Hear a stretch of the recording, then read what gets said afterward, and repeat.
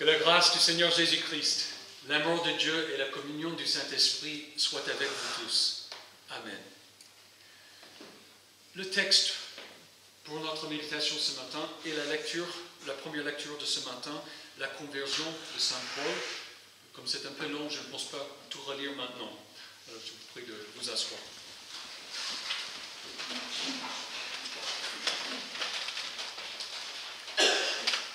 La conversion ou la transformation du pharisien Saul en l'apôtre Paul est l'un des éléments les plus importants du livre des Actes.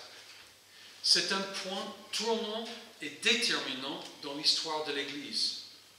Ce n'est pas trop exagéré de dire que c'est grâce à l'apôtre Paul que vous et moi sommes chrétiens aujourd'hui. Qu'est-ce qui a transformé Saul et a fait que nous recevions l'Évangile? C'est le fait que Jésus, le Christ ressuscité, lui a fait connaître sa grâce. Au lieu d'abattre un ennemi de son Église, Jésus s'est fait connaître à lui, l'a gracié et l'a transformé en son apôtre.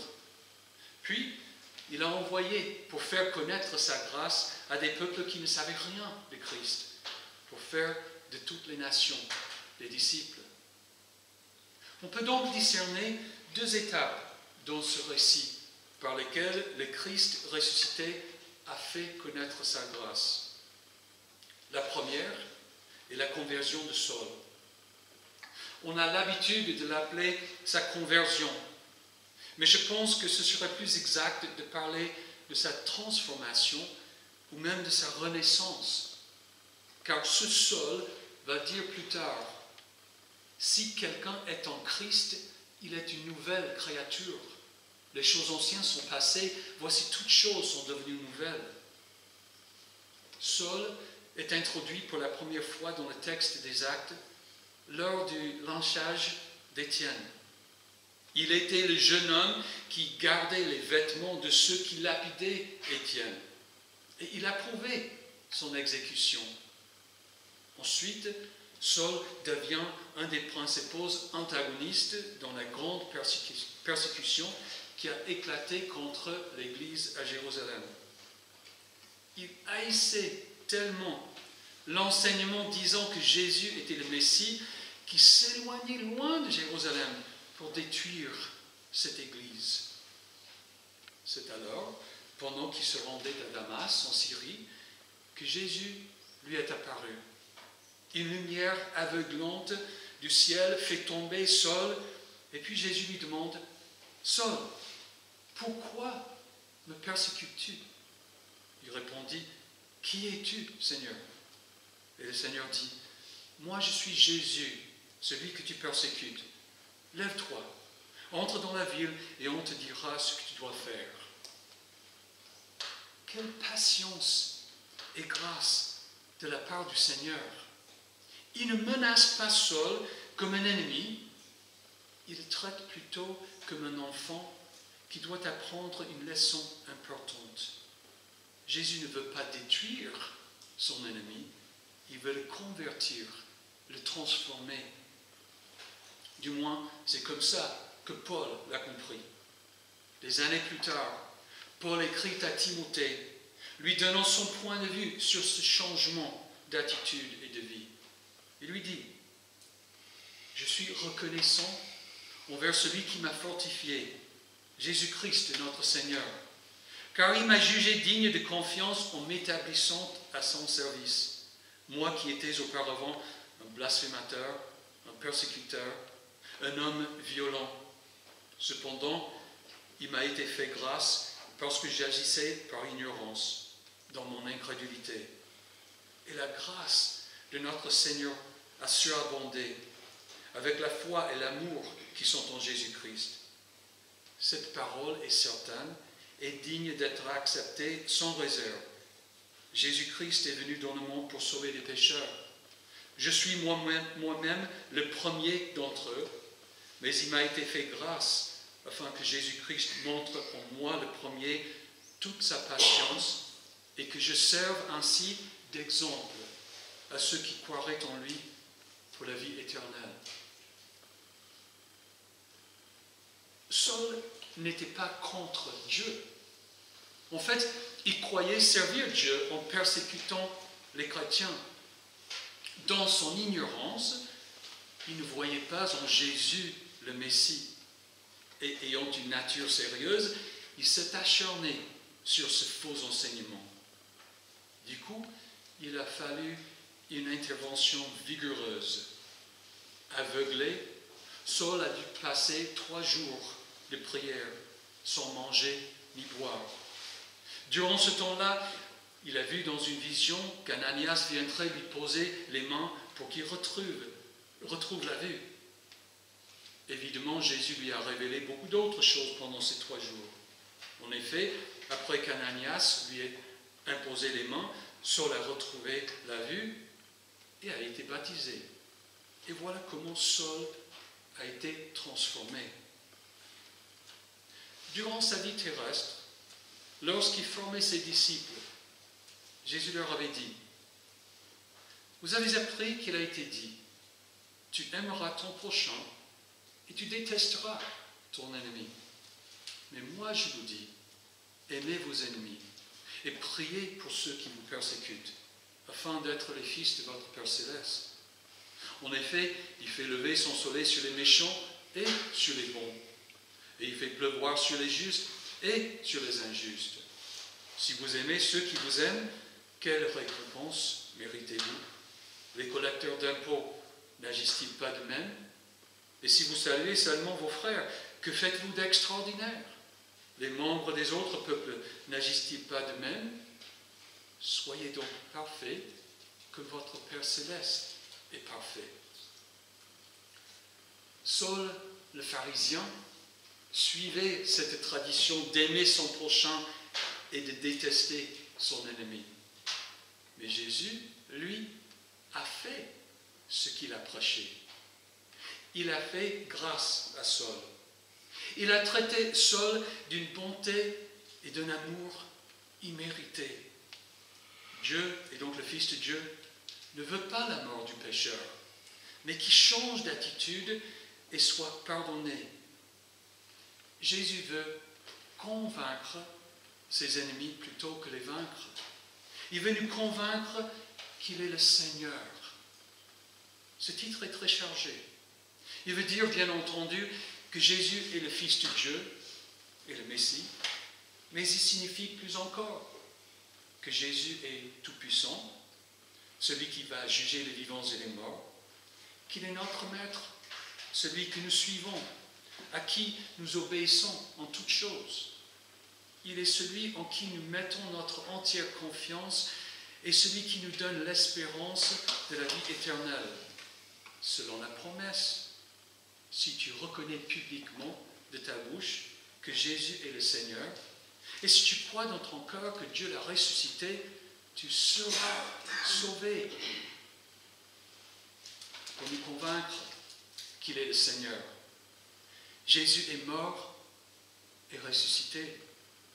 Puis, il a déversé son esprit sur son Église. Et ensuite, comme un enfant né hors terme, Jésus s'est révélé à Saul. À la différence des grands et des puissants de ce monde, Jésus a manifesté sa toute-puissance en faisant du bien et en donnant sa vie pour ses ennemis. Il n'envoie pas des terroristes nous tuer afin de nous faire capituler devant lui. Il ne fait pas le politicien tape à l'œil et ne donne pas de discours trompeurs. Il n'a rien à voir avec Donald Trump ou Nicolas Sarkozy ou aucun autre des concurrents aujourd'hui. Mais voici comment Dieu prouve son amour envers nous. Alors que nous étions encore des pécheurs, Christ est mort pour nous. C'est la grâce de Jésus-Christ, la toute-puissante grâce de Jésus-Christ, qui a arrêté net Saul sur le chemin de Damas et qui a transformé cet ennemi en disciple. Saul a alors compris que l'homme qu'il avait auparavant pris pour un faux prophète et qui croyait mort et enterré, était en fait le Seigneur vivant, qui voulait à tout prix connaître et suivre. Mais il le persécutait. Le jour de la Pentecôte, les hommes de Jérusalem, ayant compris qu'ils avaient crucifié celui que Dieu avait fait Seigneur et Messie, ont eu le cœur vivement touché et dirent à Pierre et aux autres apôtres, « Frères, que ferons-nous » Pierre leur dit, « Changez d'attitude et que chacun de vous soit baptisé au nom de Jésus-Christ pour le pardon de vos péchés et vous recevrez le don du Saint-Esprit. » De même, Saul, après 3 jours de prière et de jeûne, d'aveuglement et de révélation, a compris qu'il avait commis la plus grande faute de sa vie, en fait un crime contre son Dieu, en s'opposant à Jésus et à son Église. Alors Jésus envoie Ananias. Il posa les mains sur Saul en disant, « Saul, mon frère, le Seigneur, le Jésus qui t'est apparu sur le chemin par lequel tu venais, m'a envoyé pour que tu retrouves la vue et que tu sois rempli du Saint-Esprit. » Aussitôt, il tomba comme les écailles de ses yeux et il retrouva la vue. Il se leva et fut baptisé. Après avoir pris de la nourriture, il retrouva des forces. Dans les 2 cas, à Jérusalem et à Damas, le Seigneur Jésus a vaincu la haine, le mal, le péché et l'ignorance, non par la force, mais par sa grâce, par le pardon immérité et le don du Saint-Esprit. C'est ainsi, par la grâce, que Saul est devenu l'apôtre Paul. Or, Jésus n'a pas fait tout cela seulement pour Saul. Il a fait aussi pour le monde non juif. Sur le chemin, Jésus a dit à Saul d'entrer dans la ville et là, il recevrait ses ordres. Quand Ananias a reculé devant l'idée d'aller aider Saul, Jésus lui dit, « Vas-y, car cet homme est un instrument que j'ai choisi pour faire connaître mon nom aux non-juifs, au roi et aux Israélites. Je lui montrerai tout ce qu'il doit souffrir pour moi. » Jésus s'est révélé à Saul de Tarse et lui a fait connaître sa grâce afin de nous faire connaître sa grâce. Saul, ou Paul, va finir sa vie en missionnaire à l'étranger. Il va traverser une bonne partie de l'Empire romain et souffrir beaucoup de choses. Il va donner sa vie et mourir en martyr afin que les non-juifs reçoivent l'Évangile. Il va proclamer que Jésus est Seigneur, pas l'empereur romain, mais Jésus de Nazareth. Il va proclamer que si tu reconnais publiquement de ta bouche que Jésus est le Seigneur, et si tu crois dans ton cœur que Dieu l'a ressuscité, tu seras sauvé. Il va nous écrire pour dire, Dieu était en Christ. Il réconciliait le monde avec lui-même en ne chargeant pas les hommes de leurs fautes, et il a mis en nous la parole de la réconciliation. Nous sommes donc des ambassadeurs pour Christ, comme si Dieu adressait par nous son appel. Nous supplions au nom de Christ, soyez réconciliés avec Dieu. C'est ainsi que le Christ ressuscité nous appelle et nous fait connaître sa grâce. Il veut nous convertir, nous transformer exactement comme il a transformé Saul. Pour ce faire, nous avons besoin de le connaître en tant que celui qui est mort et ressuscité pour nous, mais aussi en tant que Seigneur. Il n'est pas notre conseiller spirituel à qui nous demandons son avis de temps en temps. Il ne cherche pas à nous aider à réaliser nos projets dans la vie.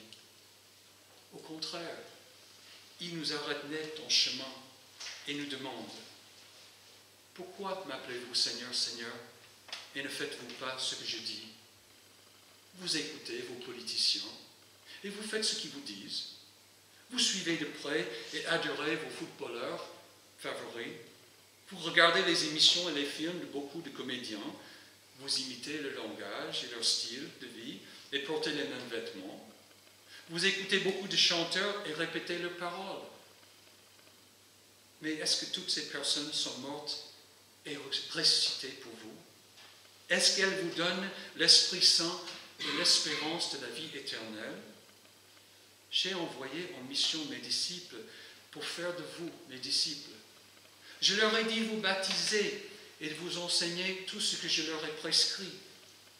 Je n'ai pas fait cela pour vous embêter, mais pour que vous ayez la vie éternelle et pour que vous partagiez ma gloire, moi qui détiens les clés de la mort et du séjour des morts. Jésus veut accomplir la même transformation radicale de notre vie qu'il a faite de celle de Saul. C'est pourquoi Paul a écrit « Jésus-Christ est venu dans le monde pour sauver des pécheurs. Je suis moi-même le premier d'entre eux, mais il m'a été fait grâce afin que Jésus-Christ montre en moi le premier toute sa patience et que je serve ainsi d'exemple à ceux qui croiraient en lui pour la vie éternelle. » La transformation de Saul, le persécuteur, en Paul, l'apôtre, est le modèle pour notre vie. Jésus veut que nous comprenions qu'il est le chemin, la vérité et la vie. Il veut que chacun de nous dise avec Paul, « J'ai été crucifié avec Christ. Ce n'est plus moi qui vis, c'est Christ qui vit en moi. Et ce que je vis maintenant dans mon corps, je le vis dans la foi au Fils de Dieu qui m'a aimé et qui s'est donné pour moi. » Et tout cela, non par contrainte, mais par gratitude, parce que j'ai connu la grâce du Seigneur Jésus-Christ, celui qui m'a aimé et qui s'est donné lui-même pour moi. Du coup, avec Paul, je fais une chose, oubliant ce qui est derrière et me portant vers ce qui est devant, je cours vers le but pour remporter le prix de l'appel céleste de Dieu en Jésus-Christ. Jésus t'appelle à connaître sa grâce et à le suivre. Il veut te transformer et faire de toi son disciple, tout comme il a fait de Saul.